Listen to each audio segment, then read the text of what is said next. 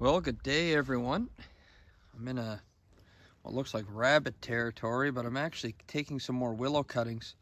Today I'm trying a new technique, and it's one I just kind of invented. I'm sure it's been used before, but the ground is so saturated here where I'm taking these cuttings that I decided this would actually be a pretty good spot to stick them.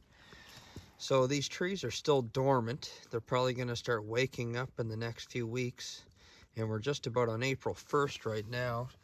So I just stuck these cuttings in. I made them all about 6 or 7 inches long. So that way about half them, or 3 inches, is sticking out of the ground, and the other half can go in a pot.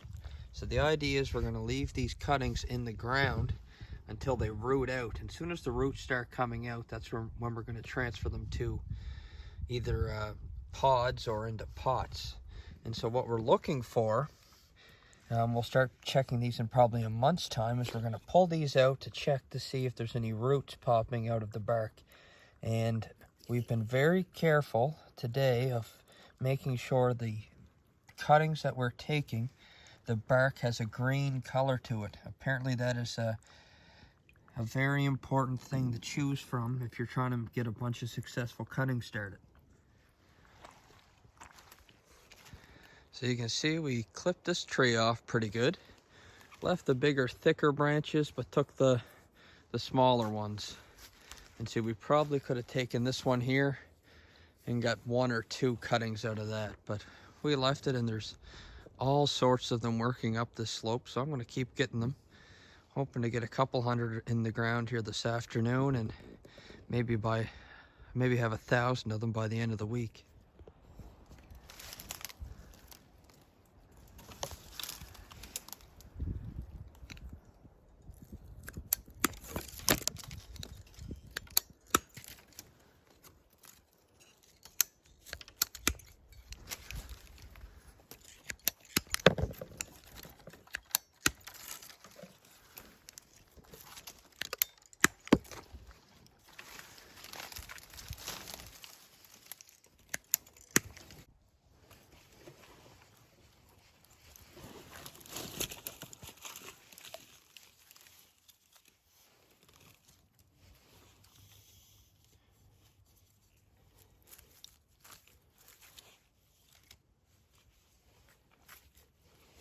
So it doesn't matter that they're really close, because before the roots get any more than 1/4 of a centimeter long, we're going to be transplanting these into pots or into a garden bed.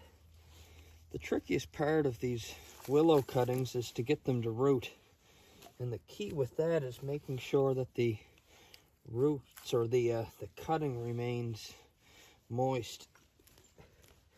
And one of the other reasons that I think this spot's going to work is that, well, some of us might be familiar with rooting hormone. It's a powdery substance that you can put on the end of vine cuttings or even willow cuttings. Well, that rooting hormone is actually derived from willow roots. So what is all through this soil right now but willow roots? And willows really are an incredible tree. They're so resilient. Here's an example. You know, they're prone to wind and rain and snow and getting broken, but they're very resilient to serious injuries, and they shoot up all sorts of new shoots. It's a great tree for wildlife, and as it falls down, it's helping build soil, protecting soil, and obviously by the looks of things around here, it's building up the water table.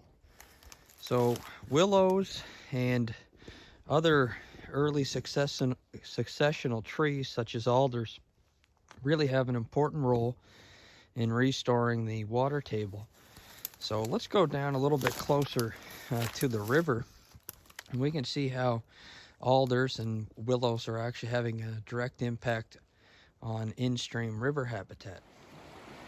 So we're down stream side, and this little stretch of stream is beginning to have some nice overflow channels. And I just wanted to highlight for you how biological processes really lend to the recovery of aquatic ecosystems. So this area has been becoming increasingly colonized by alders, and a lot of people seem to hate alders for some reason, but they have shallow root systems, so they're often getting half knocked down by by high water. And you can see this one here, it's bent right over. But that actually has a real positive impact for two reasons. One, it's withholding the transportation of organic materials such as leaf litter, but it's also allowing for the accumulation of sediment, so it takes it out of the water column, takes it out of the main channel, so these aren't polluting salmon redds, for example. And look at this rich soil. This is just going to grow up like nobody's business this year, and it's all because of these alders. And even when these alders get tossed to the side, like this one, it's been uprooted. And look at this. This tree's been significantly uprooted, and as a result, it's fallen out into the floodplain. So in effect, when these trees get pushed over, they're allowing the river to reclaim a little bit more of the floodplain. And that is a critical component to a healthy river system. The more access to the floodplain, the more interaction the organisms have with the floodplain, overall, the more fish species you're going to have. They're going to be a lot healthier. And look, the alders are just stopping all this debris, piling up nice sediment. And the other nice thing about alders is it's a nitrogen fixer. So these trees are growing in here on the outskirts of the river, and they're fixing nitrogen into the soil. That's going to speed up the recovery of riparian zone vegetation. And it just goes to show you that there's many biological processes that can transform a river system, and they have the capacity to transform them in a fairly short time frame. And I think a lot of people are hesitant to prescribe purely biological solutions to degraded river systems because they think it's just too long of a time frame. But I'm telling you, I've seen it firsthand, especially in this section of stream. The further into the floodplain the river's been allowed to go, the more stable the in-stream substrate has been, so we're likely getting higher survival rates of our eggs when the salmon are spawning in the fall. And we're also getting increased invertebrate production, or your bug production. And that is key if you want your juvenile salmon to leave here as 2 or 3 year olds in the spring and migrate to sea. You want them to be as physically fit as possible. And if we can increase their food supply for April, May, and June before they make that journey, all the better. So,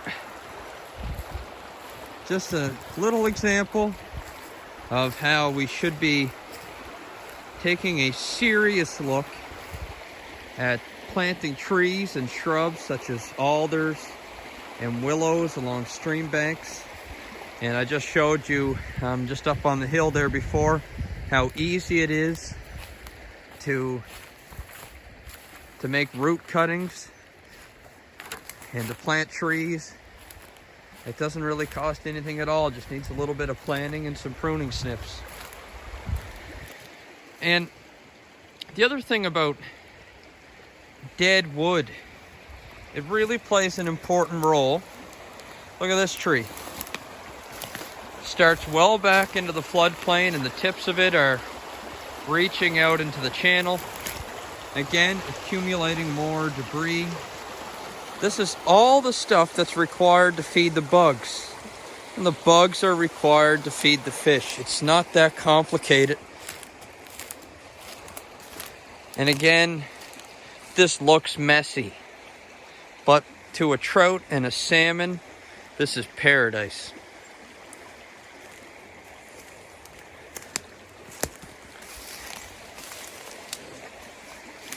And we get concerned a lot too with these split channels or side channels, and I really think that's misplaced fear. The nice thing about these side channels, especially early in the spring, they're going to be running a degree or two warmer, and that can make a big difference again in your invertebrate production. So while the stream might be dormant in bug life, these side channels, which young salmon and trout really love, are full of bug life. And they also provide spawning habitat for salamanders and frogs. And the bugs that are living underneath the soil, they could be out here, they are going to enter the aquatic ecosystem. And that's what we need. So we're up at the top of this split channel, looking at this large organic debris jam that caused it all. And the water's a little too high and my boots are a little too short to get over there, but I can assure you that it's created a wonderful holding pool for salmon and trout. It's got all sorts of cover underneath here. This is absolutely perfect habitat. And look at all the organic material that's just being stored up in the river system. And you know what the nice thing about all this? This is carbon. If we want to store carbon, or we want to eliminate the waste of carbon, we got to start promoting the storage of it in our watersheds. Nature's doing it for us. We basically just have to have the wisdom to leave it. Yet, so many places I go where people want to improve the rivers, they want to pull the debris. Well, you're just not going to get the kind of results you're hoping for if you're working against nature. And you're certainly not going to get them if you're pulling organic debris from an ecosystem. It's like pulling the compost out of your garden. It just doesn't work. And this is 100% beautiful habitat. And this debris jam fetched up on alders, you know, that not so important shrub that we seem to underappreciate so often. We get a large log fetched up there. There's actually one further down. And now we got this nice meander. Look at the U-shaped turn in this. And it's 4 or 5 feet deep out there. That's trout habitat. And that's what we need more of. And if we weren't patient with this when this log jam formed 4 years ago and we just pulled it because it was creating a little change, we wouldn't have this beautiful pool like we have today. So that's another lesson to remember, is patience. These things take time. They don't work in 1 year or 2. Sometimes it takes 10 years. And you can just tell this looks fishy. And not in a suspicious way. I mean, this, you know, when the sea trout are running in June, they're going to be holding up in here.